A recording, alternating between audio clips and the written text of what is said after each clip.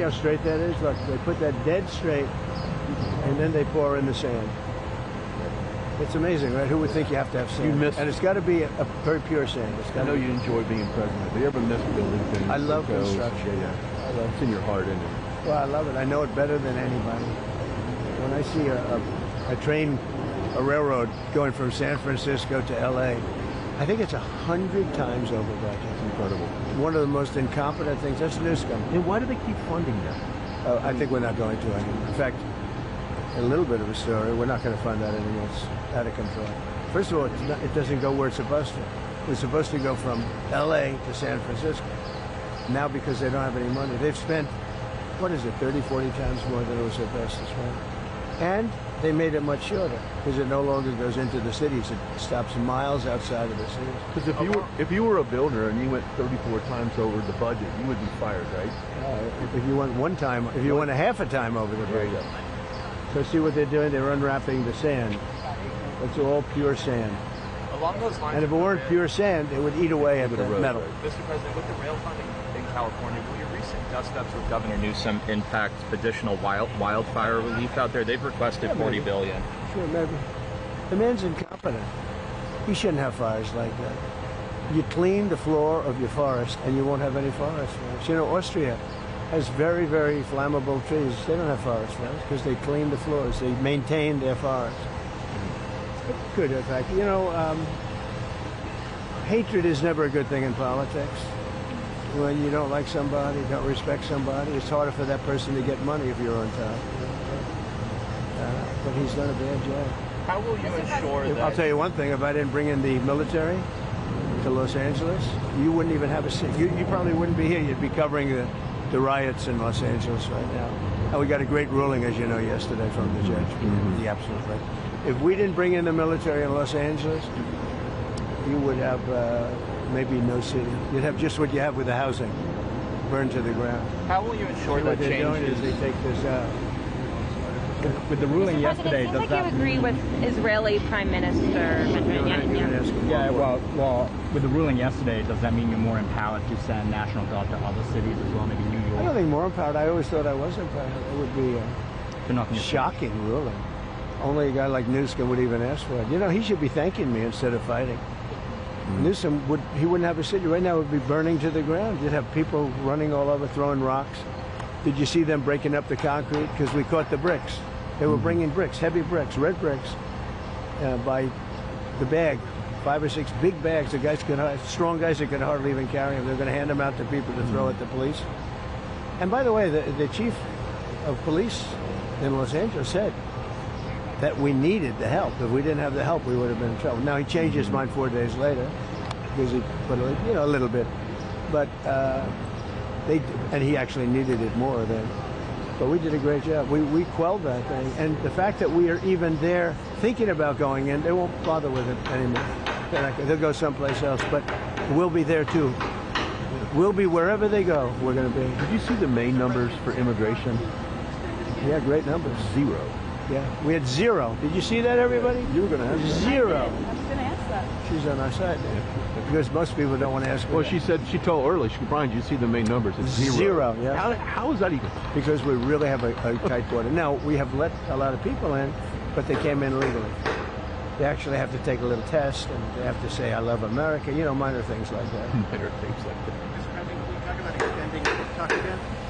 Yeah, we'll be extending it. We're going to extend it. We're going to probably make a deal. I think we'll need China's blessing on it, and I think they'll bless it. How was Prime Minister Carney towards you? Very good. Yeah. It couldn't have been nicer. We enjoyed the Canada stay a lot, and I had to come back, obviously, for what's happening in the Middle East, but I got everything done. He's a good man. I think Carney's a good man. Very well, a good representative of Canada. You think he's liked by the people? I think so, yeah. Mr. President, have you given the Iranians an ultimatum? You could say so. They know what's happening. Maybe you could call it the ultimate ultimatum, right? What essentially was that, though? Oh, I don't want to say it. Look, I mean, give me a break. What about the Paramount deal? I would say the elder. She's doing great. She's doing great. He's really enjoying it. Barron's enjoying it. All my kids are enjoying it, actually. It's pretty hot out here, isn't it? Yeah, this is muggy. Is this what's muggier, the DC or West Palm Beach in the summer? I think this is muggier. This is a muggy. This is that. I mean, Mr. President, could I ask you about the Paramount deal and the merger with Skydance and the Ellisons? Like, what's holding that up, and like, do you see that being resolved? I hope so. It's a good. Ellison's great. They'll do a great job with it. But so what they did is they interviewed 60 Minutes. They interviewed Kamala. Her answer was horrendous. I would say election threatening. This is the day before the election. Her answer was election threatening or so incompetent. So they took the entire answer out, and they took another answer to another question and put it in. And they did that, I understand, a number of times, but you don't have to do it a number of times. The main question they asked, and we caught them. And they're very embarrassed by it, and they're working on a settlement now. But think of it, did you ever hear that one before? They took the entire, every word, threw it out, put another answer. Do you think they do that for me? I think it happens daily. Well, I've never seen it. I thought I've seen everything. That I've never seen. And it's very embarrassing. The head of 60 Minutes got fired. The head of CBS got fired. They're all getting fired. But do you think the deal See what they're doing here? What are they doing right now? This is, only if you're in construction this is exciting. See, they have to get it perfectly straight. And once it's perfect, then they pour in the sand, and it's there for 100 years. Mr. President, as the Senate works on the big, beautiful bill, it seems like SALT is going to be a really big issue between Senate Republicans and House Republicans. So what are you telling senators? Because the New York Republicans on the House side are making clear that that's a red line for them. Well, if it were a red line, then get ready for a 68% tax increase in 1929, because we're taking care of that issue too. You know what that is? That's debt ceiling. The debt ceiling, we have to move the debt. And if we don't move the debt, it's, you violate covenants. It's a terrible thing. Actually, Pocahontas even agreed with me on that. She's been wanting to get rid of the debt ceiling because she said it's too violent. It is violent. So, I mean, anybody that votes against it, they voted to give a 68% tax increase, and many other bad. There would be no money for the border. You know, we have billions of dollars allocated to immigration, the border, keeping criminals out, getting criminals out too. If that doesn't pass, you'll get a 68% tax increase. And I would say this, any senator that votes against it, and that includes Democrats, I think they'll be finished in politics. On SALT specifically, do you think Senate Republicans or House Republicans will have to bend more in order to get the bill at large? I don't know. We're going to see how it works out. It's a very difficult issue, to be honest with you. It's very difficult, and I understand both sides, but we'll just have to see. Hopefully a compromise or something's going to be made, but it's a very difficult issue. But remember that, people say, what do you think? 68% tax, so all those numbers I told you how well the economy is doing, it all gets wiped out. You would have the largest tax increase in history by far, by 3 times, if they don't get the big, beautiful deal. I always say the great, big, beautiful deal. I put the word great in there. They took that out. It's going to be great, big. If we get that passed, it'll be the best, one of the greatest pieces. And that's just the beginning of a lot of things that are going to happen. Yeah. Because we're going to get numbers down. We're going to get them way down. But that's the beginning. That's our big first step. But that's the most important piece of legislation. In terms of dollar value and everything else, there's nothing as big as that. Speaking of they thought that might be 7 or 8 bills. It's all in one. Speaking of taxes, starting in July 1st, California is upping their tax on gasoline again per gallon. I mean, that's... Well, I beat the California mandate. Congress just passed a bill ending it. That was terrible. So what they were saying, everybody by 2030 has to have an electric car. People don't want it. I'm all for electric cars, but you have to want one. And right now it's about 7%. But they were forcing everybody to have it. I ended that. And now they're coming out with more. No, in California, we've got some gas stations where just 2 weeks ago, it was $1.98, $1.99. We've got the gas down low. Then we have this little situation, which will drive it up a little bit, but very little. And it's going to come down again. Going to give people a lot of extra money. Groceries are down. Eggs are down. The eggs, right? They hit me the first week about eggs. But no, I think that, look, you know what I do whenever I talk about Gavin Newsom? I say, look at the railroad. Look at the railroad. It's not even possible. Do you think he comes out and sees the construction workers? I don't think so. I don't think he put an American flag in front of the Capitol No, I in don't Sacramento either. Mr. President, some of the supporters are split on the U.S. response to Who are you with? CNN. No. There's a split, Fake though, news. Fortunately, nobody watches. But my question Is anybody watching CNN nowadays? I haven't seen it in a long time. But some of your supporters are wary of the U.S. getting involved in another Oh, I haven't foreign seen wall, it, no. and some believe that we should support. Do you ever ask a positive question at CNN? My supporters are more in love with me today, and I'm in love with them more than they were even at election time, where we had a total a landslide. We had, we won all 7 swing states. Did CNN report that? We won all 7 out of 7, which everyone said would be almost impossible. We won by millions of votes.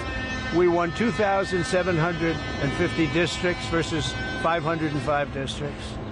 Think of that, 2,750 versus 505. And CNN, I think what she might be alluding to is the base is going to stay with you regardless. And you've gone through different tests, regardless.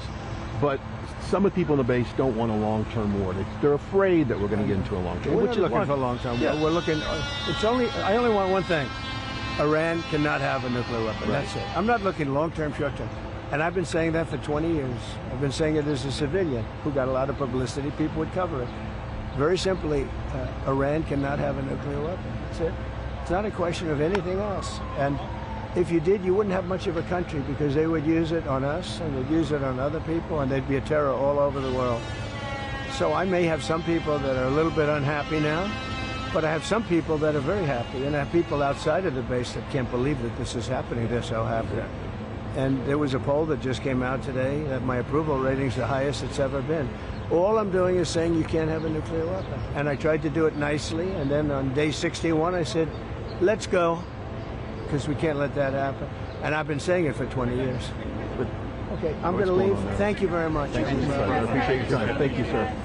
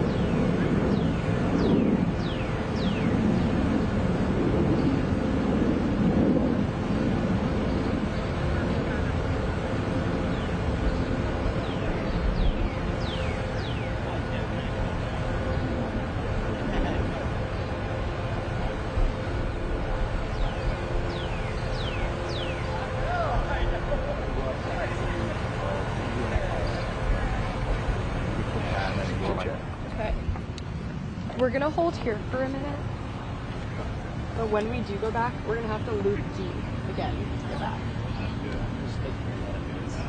Say again? It's not you.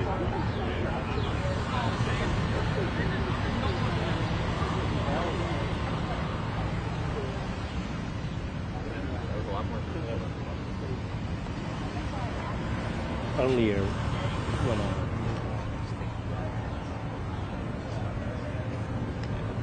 Here. He didn't say anything. At least we have one. Down there? Down here.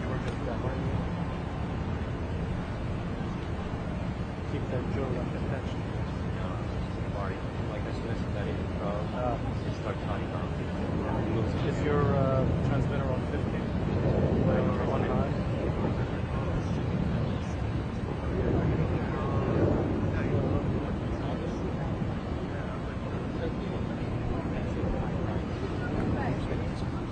You want me to grab one of these? Sure.